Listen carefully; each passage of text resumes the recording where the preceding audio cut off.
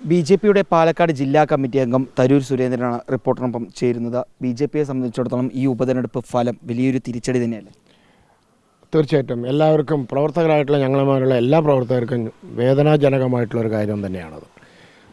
അത് പറയാതിരിക്കാൻ വയ്യ. കാരണം പ്രവർത്തകരുടെ ഇടയിൽ, അതായത് പുറത്തു നിന്നുള്ള ആളുകളെ കൊണ്ടുവന്നിട്ട് ലോക്കലായിട്ട് നമ്മൾ ഇന്നൊരു സ്ഥലത്തു നിന്നുള്ള ആളെ നമ്മൾ വേറെ സ്ഥലത്ത് കൊണ്ടുവരുമ്പോൾ ആ ആളുകളുടെ സ്വാഭാവികമായിട്ടും ഒരു മാനസികാവസ്ഥ എന്ന് പറഞ്ഞാൽ ഞങ്ങളിവിടെ ഉള്ളപ്പോൾ എന്തിന് പുറത്തുനിന്ന് ആൾ വന്നു എന്നുള്ളൊരു ചോദ്യം എല്ലാ ലോക്കലായിട്ടുള്ള ആളുകൾക്കും ഇടയിലും ഉണ്ടായിരുന്നത്.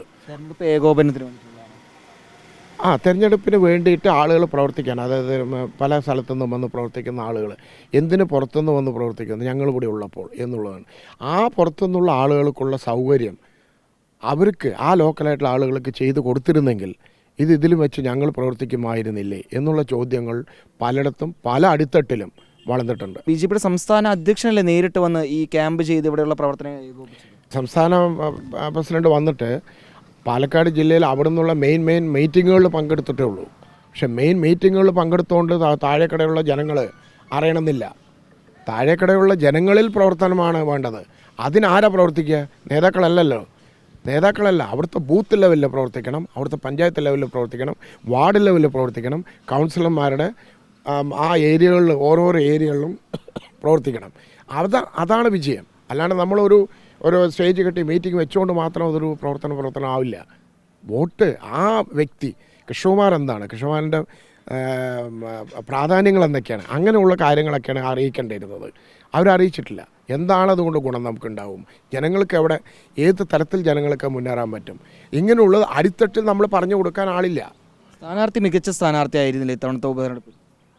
ഞാൻ പറഞ്ഞത് സ്ഥാനാർത്ഥി പറഞ്ഞ വ്യക്തിപരമായിട്ട് നമുക്ക് സ്ഥാനാർത്ഥിയുടെ കാര്യത്തിൽ പറയണം. ഞാൻ പറഞ്ഞില്ല, ഈ മണ്ണിൽ ഈ ശ്രീധരൻ അടക്കം തോറ്റിട്ടുണ്ട്. ഈ ശ്രീധരൻ തോറ്റു. എന്തുകൊണ്ട് തോറ്റു? ഈ ശ്രീധരൻ മാതിരിയുള്ള ആൾ തോക്കാൻ കാരണം കൽപ്പാത്തി ആ ഏരിയ നമ്മുടെ നഗരത്തിലെല്ലാവരും നല്ല വോട്ട് ഭൂരിപക്ഷം വന്നു. പുറത്തേക്ക് വന്നപ്പോൾ അവിടുത്തെ ആളുകൾക്ക് ഈ ശ്രീധരൻ എന്താണെന്ന് അറിയത്തില്ല. അതാ ഞാൻ അയൽക്കന്നെ വരികയാണ്. അപ്പോൾ താഴെ തട്ടിലുള്ള ആളുകൾ ഈ ശ്രീധരൻ ആരാണ് ഈ ശ്രീധരൻ, ഇവയാളുടെ പ്രാധാന്യം എന്താണ് ഈ മൂപ്പര് എന്നറിയിച്ചു കൊടുക്കാനുള്ള ഒരു പ്രവർത്തനം എവിടെ വരണം? അടിത്തട്ടിൽ വരണം, താഴേക്കടയിൽ വരണം. അവിടുന്ന് തുടങ്ങുമ്പോൾ ഇന്നതാണ്, അതുകൊണ്ട് ഇയാൾ ജയിച്ചാൽ നമുക്ക് ഇന്നതൊക്കെ ഉണ്ട്, ഇന്ന കാര്യങ്ങൾ നടക്കും, ഇവിടെ നമുക്ക് ഡെവലപ്മെൻറ്റ് ഉണ്ടാവും എന്ന് പറഞ്ഞു കൊടുത്തിട്ട് പ്രവർത്തിക്കേണ്ട ആരാ? താഴേക്കടയിലുള്ള ബൂത്ത് ലെവലിലും വാർഡ് ലെവലിലും പഞ്ചായത്ത് ലെവലിലുള്ള ആളുകളാണ്. അവരെ മാറ്റി നിർത്തിക്കൊണ്ട്, അല്ലെങ്കിൽ അവരിൽ നിന്ന് പുറത്തുനിന്ന് ആളെ കൊണ്ടുവന്ന് വേറൊരാളെ കൊണ്ടുവന്ന് വയ്ക്കുമ്പോൾ സ്വാഭാവികമായിട്ട് അവർക്കൊരു വെറുപ്പുണ്ടാവും. സുരേന്ദ്രൻ്റെ ഒരു വിലയിരുത്തൽ ആർക്ക് പറ്റിയിട്ടുള്ള പാളിച്ചകളാണ് ഈ ഇത്രയും വലിയൊരു തോൽവിയിലേക്ക് ബി.ജെ.പി എത്തിച്ചത്? പൊതുവെ സംസ്ഥാനത്തിൻ്റെ കഴിവ് തന്നെയാണ്. സംസ്ഥാനത്തിൽ തൊട്ട് ജില്ല തൊട്ട് എല്ലാവരുടെയും തന്നെ എത്രയും എതിർപ്പുകൾ വരുമ്പോൾ ഒരാളെ ഒന്ന് മാറ്റി ചിന്തിക്കായിരുന്നു. അത് ചിന്തിച്ചില്ല. അതാണ് പറ്റിപ്പോയി സ്ഥാനാർത്ഥിയെ. അപ്പം എനിക്കിപ്പോൾ ഞാനും കൃഷ്ണകുമാറും ഒക്കെ ഞങ്ങളൊക്കെ നല്ല ബന്ധത്തിലുള്ള ആളുകളാണ്. എനിക്ക് നമുക്ക് വ്യക്തിപരമായിട്ട് യാതൊരു ഇതുമില്ല. അപ്പം ഞാൻ പറഞ്ഞില്ല, ആര് നിന്നാലും നമ്മുടെ ഈ പ്രവണത മാറ്റാതെ അടിത്തട്ടിൽ പ്രവർത്തിക്കുന്ന ആളുകൾ അഭിപ്രായം കേൾക്കണം. അവരെന്ത് പറയുന്നു എന്നുള്ളത് കേൾക്കാനുള്ള സന്മനസ് കാണിക്കണം.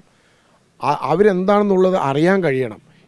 അങ്ങനെ പോകുന്ന ഒരു പാർട്ടിക്ക് മുകളിൽ അവിടെ ഒരു വളർച്ച ഉണ്ടാവുള്ളൂ. അടിത്തറ ബി.ജെ.പിയുടെ ഇളകി കിടക്കുകയാണെന്നുള്ളതിനാണ്. തീർച്ചയായിട്ടും അവർ അടിത്തറയിൽ നിന്ന് ആരെങ്കിലും ഒരു അഭിപ്രായം, ഇപ്പം ഞാൻ അഭിപ്രായം പറയുന്നു, ഇപ്പോൾ വേണമെങ്കിൽ നാളെ വേണമെങ്കിൽ എന്നെ ഇത് മാറ്റാനോ അല്ലെങ്കിൽ എന്നെ പറ്റി ഇതായിട്ട് പറയാനോ ചിലപ്പോൾ നേതൃത്വം നിന്നുകൂടായില്ല. കാരണം എന്താ വെച്ചാൽ അഭിപ്രായം പറയുന്നവരെ ഇഷ്ടമല്ല. എന്തിനു അഭിപ്രായം പറഞ്ഞു എന്നുള്ളതാണ്. അഭിപ്രായം പറയുന്നത് കേൾക്കാനുള്ള സന്മനസ് നേതാക്കന്മാർക്ക് ഉണ്ടാവണം. അണികളില്ലാതെയും അല്ലെങ്കിൽ പ്രവർത്തകരില്ലാതെയും നേതാവ് ഉണ്ടാവില്ല. അണികളിലൂടെയാണ് നേതാവ് ഉണ്ടാവുന്നത്. ആ നേതാവ് അണികളെ ശരിക്കും നിർത്തിയിട്ടില്ലെങ്കിൽ, അവരെ സ്നേഹിച്ച് നിർത്തിയിട്ടില്ലെങ്കിൽ, അണികൾ പതറിക്കഴിയുമ്പോൾ നേതാവും പതറുകയാണ് ഓട്ടോമാറ്റിക്കലി. ആ ഒരു സന്മനസ്സും പ്രവണതയും ആ ഒരു സമാധാനപരമായിട്ടുള്ള ആ നേതാക്കന്മാരുടെ നീക്കം ആണ് ഇവിടുന്ന് അങ്ങോട്ട് ഇനിയെങ്കിലും ബി.ജെ.പി നേതാക്കൾ ചെയ്താൽ നല്ലത്. കാരണം എല്ലാ ജനങ്ങളെയും ഇപ്പം ഇന്ന് ആരെയും അടിച്ചേൽപ്പിച്ചിട്ട് നമ്മൾ പ്രവർത്തകരെല്ലാം ഒരുമിച്ച് കൊണ്ടുപോകണം എന്നുള്ളതാണ്. എങ്ങനെ കൊണ്ടുപോകണം? അടിച്ചേൽപ്പിക്കുക സ്നേഹത്തോടെ കൊണ്ടുപോകണം. അവരുടെ കൂടെ നമ്മൾ അവരുടെ ഒരാളാണ്. നമ്മൾ നേതൃത്വം എടുത്തു എന്ന് മാത്രമേ ഉള്ളൂ. പക്ഷേ നമ്മൾ അവരിൽ ഒരാളാണ്, നമ്മളൊരു വർക്കറാണ്.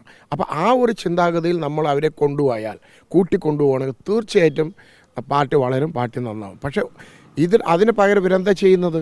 ഒരു പാർട്ടിയിൽ ഒരാളൊരു അഭിപ്രായം പറഞ്ഞാൽ അത് തെറ്റ്, അഭിപ്രായം പറഞ്ഞാൽ തെറ്റായി. പാർട്ടിക്കെതിരായിട്ട് അഭിപ്രായം പറഞ്ഞാൽ, പാർട്ടിക്കെതിരല്ല, അത് ആരും എതിരല്ല, പാർട്ടി നന്നാവാനാണ് അഭിപ്രായം പറയുന്നത്.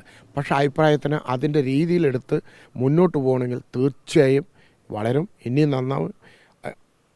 കാരണം ഇവിടെ ഏറ്റവും നമ്മുടെ ഒരു അടിസ്ഥാനപരമായിട്ടുള്ള വോട്ട് കിട്ടുന്ന പോലും നമ്മൾ പോയി എന്ന് പറയുമ്പോൾ ശരിക്കും സങ്കടം വരുന്നൊരു കേസ്. എന്തായാലും ഇത്തരം പാളിച്ചകൾ നേതൃത്വത്തിൻ്റെ ഭാഗത്തുനിന്ന് ഉണ്ടായിട്ടുണ്ട്. ആ പാളിച്ചകളെല്ലാം മാറ്റി ഒറ്റക്കെട്ടായി പ്രവർത്തിച്ചാൽ BJPക്ക് മുന്നേറാൻ കഴിയുമെന്നാണ് BJPയുടെ ജില്ലാ കമ്മിറ്റി അംഗം കൂടിയായിട്ടുള്ള തരൂർ സുരേന്ദ്രൻ വ്യക്തമാക്കുന്നത്. വീഡിയോ ജേർണലിസ്റ്റ് വിനൂസിക്കൊപ്പം reporter Iqbal Arkkal, in reporter, Palakkad.